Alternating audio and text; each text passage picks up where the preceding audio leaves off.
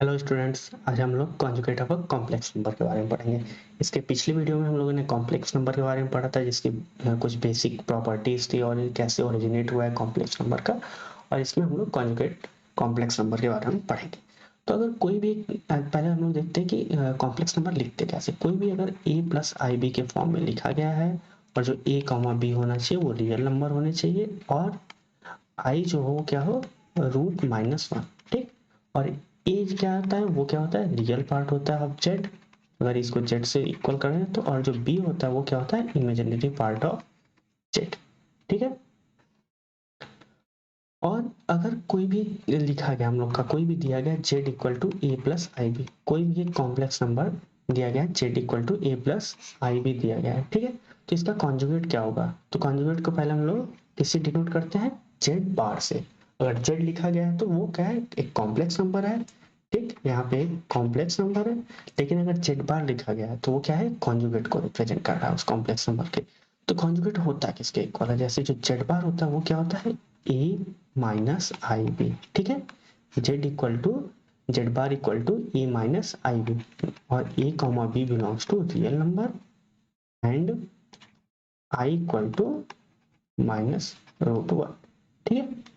तो हम लोग देखते हैं जो जेड होता है वो तो ए प्लस आई भी होता है, पर जो उसका कॉन्जुगेट होगा उसमें क्या होता है, जो हम लोग का इमेजिनरी पार्ट जो बी दिया गया है वो क्या हो जाता है, वो माइनस बी हो जाता है। जो इमेजिनरी पार्ट है वो निगेटिव टाइम्स हो जाता है।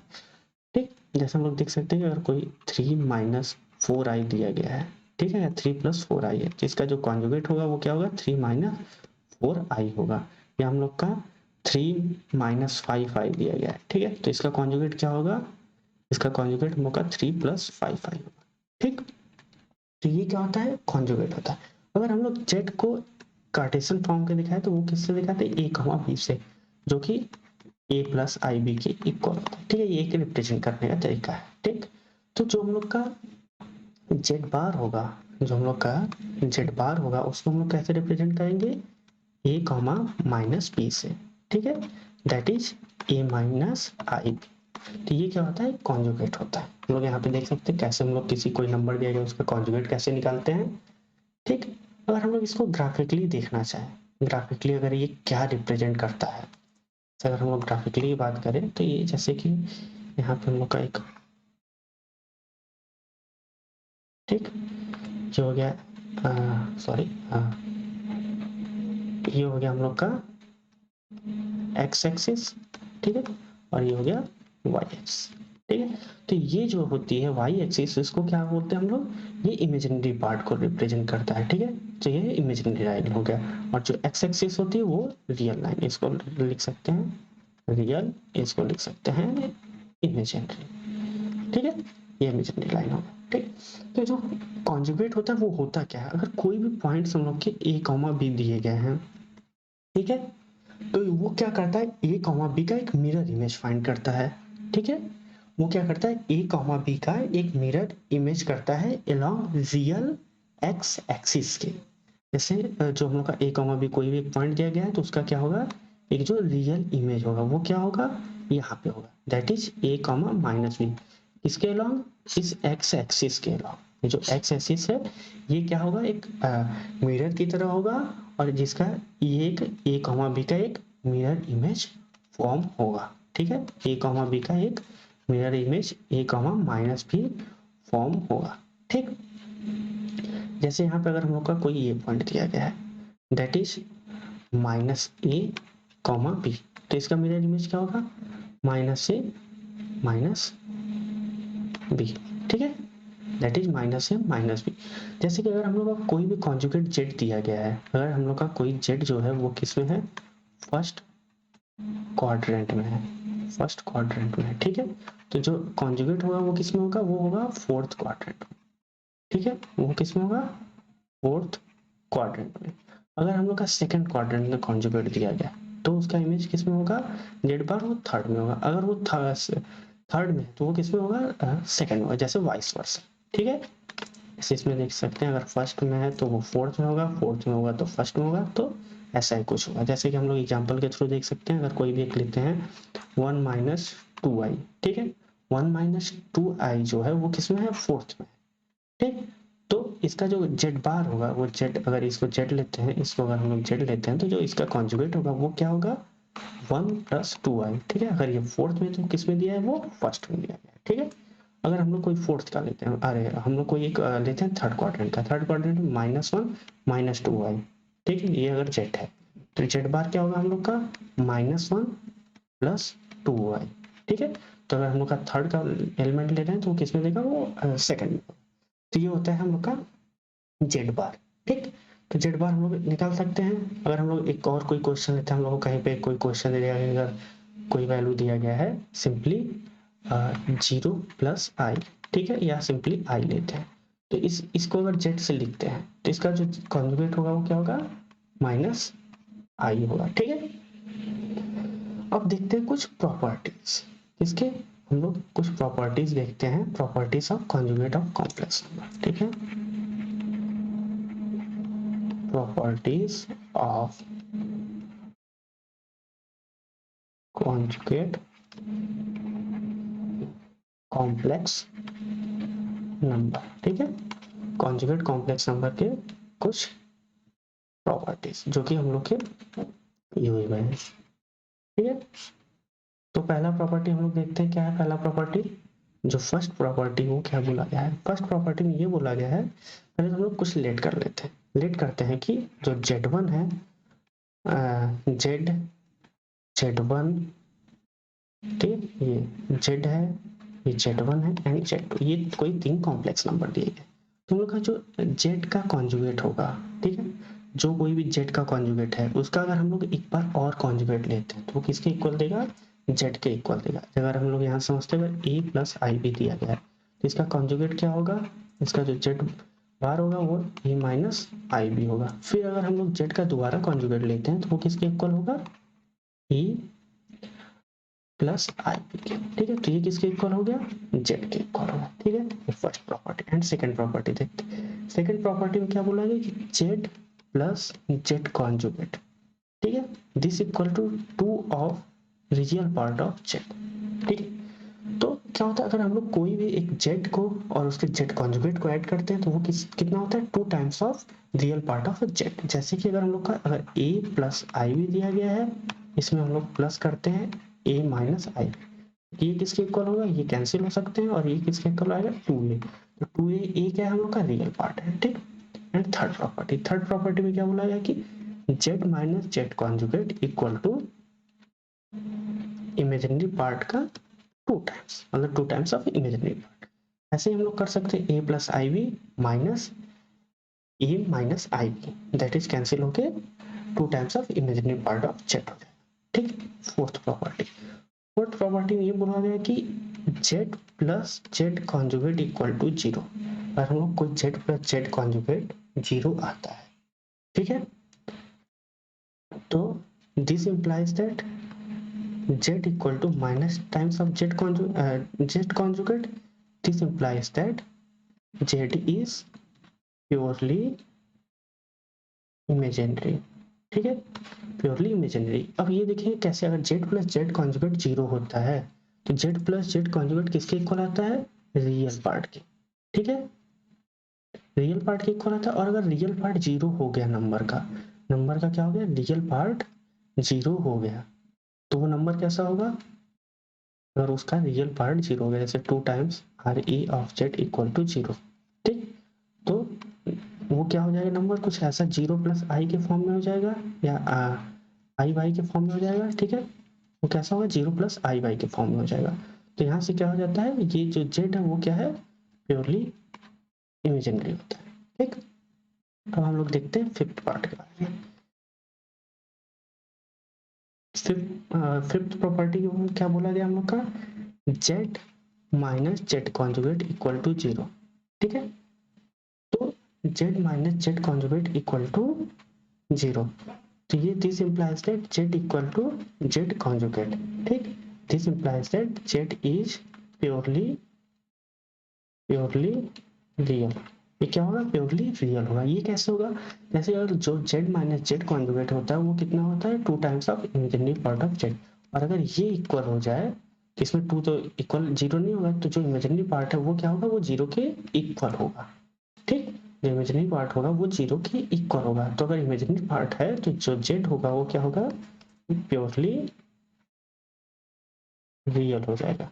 ठीक है, इसका नेक्स्ट प्रॉपर्टी ऐसे ही, अगर सिक्स प्रॉपर्टी में क्या बोला गया इसके, अगर z प्लस माइनस Z2 है, ठीक है, Z1 प्लस माइनस Z2 है, अगर इनका कॉन्जुगेट ले तो इनका हम लोग क्या ले सकते हैं, Z1 conjugate plus minus Z2 conjugate. ठीक है, इन जनरल हम लोग, अगर हम लोग का Z दिया है, Z1 दिया है प्लस माइनस Z2 दिया है प्लस माइनस Z3, ठीक है, plus minus so on Zn तक है। ठीक है, अगर इनका कॉन्जुगेट है तो इनका भी क्या होगा, वो Z1 का कॉन्जुगेट होगा प्लस Z2 का कॉन्जुगेट होगा plus plus minus and Zn का भी वो कॉन्जुगेट होगा।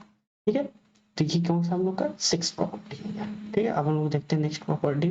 नेक्स्ट प्रॉपर्टी में हम लोग का क्या बोला गया है, कोई भी अगर Z1 इंटू Z2 का होल कॉन्जुगेट है, ये क्या है, होल कॉन्जुगेट, तो यहाँ पे इन जनरल क्या होगा, Z1 conjugate into Z2 conjugate.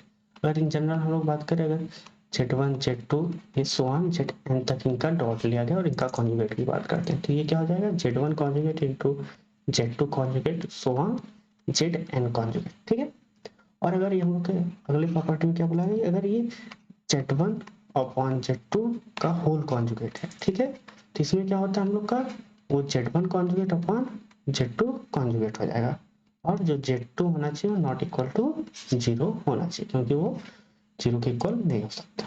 ठीक, तो अगर हम लोग का डिवाइड के फॉर्म में दिया गया Z1 अपॉन Z2 का होल कॉन्जुगेट लिया गया है, तो वहां से Z1 कॉन्जुगेट अपॉन Z2 का कॉन्जुगेट। ठीक है, एंड नेक्स्ट प्रॉपर्टी में हम लोग का क्या बोला गया है कि अगर कोई Z के पावर n है उसका कॉन्जुगेट है, तो वो क्या हो जाएगा, Z कॉन्जुगेट पावर n। ठीक है, ये कुछ ऐसा। एंड टेंथ प्रॉपर्टी में क्या बोला गया कि अगर हम लोग का Z1 Z2 conjugate plus Z1 conjugate Z2 दिया गया है, तो ये किसके इक्वल होगा, 2 times of real part of Z1 into Z2 के कॉन्जुगेट होगा। ठीक है, या 2 times of real part of Z1 conjugate Z2 के। ठीक है, इसको हम लोग बेसिक जैसे हम लोग Z1 को ले सकते हैं A plus I B, Z2 को ले सकते हैं C प्लस आई डी, तो उसके थ्रू अगर हम लोग इसको सॉल्व करेंगे तो यहाँ से ये इनकी वैल्यू इसके इक्वल आएगी। ठीक है, ये बेसिक्स है। ठीक है, अगर हम लोग का कोई 11th प्रॉपर्टी में देखते हैं, कोई भी एक फंक्शन दिया गया है z का, ठीक है, एक इमेजिनरी फंक्शन, वो किस पे डिफाइंड है, कोई दो फंक्शन है Z1 Z2 से डिफाइन किया गया है। ठीक है, तो यहाँ पे देन जो z का कॉन्जुगेट होगा वो किसके इक्वल होगा, Z1 conjugate comma Z2 conjugate के इक्वल होगा। ठीक है, इसी को हम लोग ऐसे समझ सकते हैं, ऐसे कोई भी फंक्शन है, z कोई फंक्शन है, तो आपका जैसे z कोई फंक्शन डिफाइन किया गया है एफ ऑफ जैसे a plus I B comma C plus I D के फॉर्म में। अगर हमको z को कॉन्जुगेट निकालना है तो इन दोनों का कॉन्जुगेट लेना होगा। ठीक है, इन दोनों का कॉन्जुगेट लेना होगा। अब हम लोग देखते हैं, कुछ क्वेश्चंस देख लेते हैं इसमें वो कैसे किए गए हैं। तो हम लोग पहला क्वेश्चन लेते हैं इसमें, तो उनका फर्स्ट क्वेश्चन दिया गया है, sorry, find the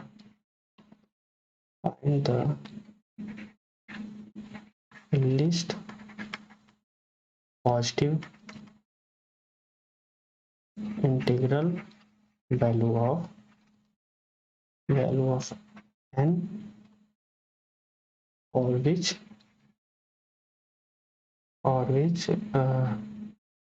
1 minus I upon 1 plus I का whole power n is purely imaginary। ठीक है, with positive imaginary part। ठीक है, तो हम लोग क्या क्वेश्चन लिए हम लोग कि हम find the least positive integral value of n for which क्या है, हम लोग का क्या दिया गया है, 1 minus I upon 1 plus I के whole power n is purely imaginary. तो 1 minus I upon 1 plus I के जो होल पावर होना चाहिए वो क्या होना, प्योरली इमेजिनरी होना चाहिए, और वो भी क्या होना चाहिए, विथ पॉजिटिव इमेजिनरी पार्ट होना चाहिए। तो हम लोग को n की ऐसी n की वैल्यू बतानी है, ठीक है, जिसमें ये इस कंडीशन को सेटिस्फाई करता रहे। ठीक, तो पहले हम लोग क्या करेंगे, जो भी हम लोग का 1 minus I upon 1 plus I के पावर n दिया गया है, तो इनका हम लोग इसमें हम लोग ऊपर नीचे 1 minus I upon 1 plus I into 1 minus आई से ऊपर नीचे मल्टीप्लाई कर देंगे। ठीक है, तो ये किसके इक्वल आ जाएगा, that equal to 1 plus I square minus 2i upon 2 power that is I square. ठीक है, तो यहाँ क्या हो जाएगा, ये 1 माइनस 1 माइनस 2i अपॉन 2 के power n, this equal to minus I की पावर n। ठीक है, माइनस आई के पावर n, ये क्या है, एक इमेजिनरी। ठीक है, ये आ गया हम लोग का इमेजिनरी। ठीक है, अब हम लोग को क्या बताना है, इसका जो वैल्यू होना चाहिए वो इमेजिनरी होना चाहिए। पहले अगर n की कौन सी वैल्यू पे ये इमेजिनरी देगा, जो i की, अगर i की पावर माइनस आई की पावर n दिया गया है, माइनस आई की पावर n दिया गया है, तो n की किस वैल्यू के लिए ये इमेजिनरी आएगा, वो भी पॉजिटिव पार्ट्स में आने चाहिए। तो अगर हम लोग n इक्वल टू 1 रखते हैं, n इक्वल टू 1 होगा, दैट इज माइनस आई, वो नेगेटिव है। n इक्वल टू 2, ठीक है, आई स्क्वायर दैट इज 1 आ जाएगा। ठीक है, दैट इज माइनस 1, तो वो 1 आ जाएगा, तो वो क्या होगा, वो हम लोग का रियल पार्ट हो जाएगा, वो क्या होगा, रियल पार्ट होगा। अगर n इक्वल टू 3 लेते हैं, n इक्वल टू 3 लेते हैं, तो n इक्वल टू 3 की वैल्यू क्या होती है, i की पावर 3 इक्वल टू माइनस आई, और यहाँ पे पहले हम लोग का क्या दिया गया, माइनस, तो वो किसके इक्वल हो जाएगा, माइनस आई की पावर 3 इक्वल टू आई। ठीक है, ये किसके इक्वल होगा, आई के इक्वल होगा। ठीक, आई के इक्वल होगा, तो हम लोग के यहाँ से n की वैल्यू फाइंड हो गई, n की वैल्यू क्या हो जाएगी, 3 हो जाएगी, क्योंकि अगर यहाँ पे हम लोग इसका क्या किए हैं, ऊपर न्यूमिनेटर डिनोमिनेटर में 1 माइनस आई से मल्टीप्लाई किए हैं, तो ये क्या आ गया हम लोग का, माइनस 1 की पावर n आ गया है। और n की वैल्यू अगर हम लोग 1 रखे, 2 रखे, देख के चेक करें, तो पहले आता है हम लोग का माइनस आई आता है, फिर n इक्वल टू 2 के लिए रियल आता है, और n इक्वल टू 3 के लिए दैट इज आई आता है। ठीक है, और ये क्या आ गया, n इक्वल टू 3 के लिए आई हो गया, तो n क्या हम लोग का लिस्ट पॉजिटिव इंटीग्रल वैल्यू है, जिसके लिए इसका जो वैल्यू आया है वो क्या है, इमेजिनरी है, और वो की पॉजिटिव इमेजिनरी पार्ट है। ठीक है, तो यहाँ हम लोग का conjugate of complex number complete होता है, और नेक्स्ट वीडियो में हम लोग मॉडुलस और आर्गुमेंट्स के बारे में पढ़ेंगे। ठीक है।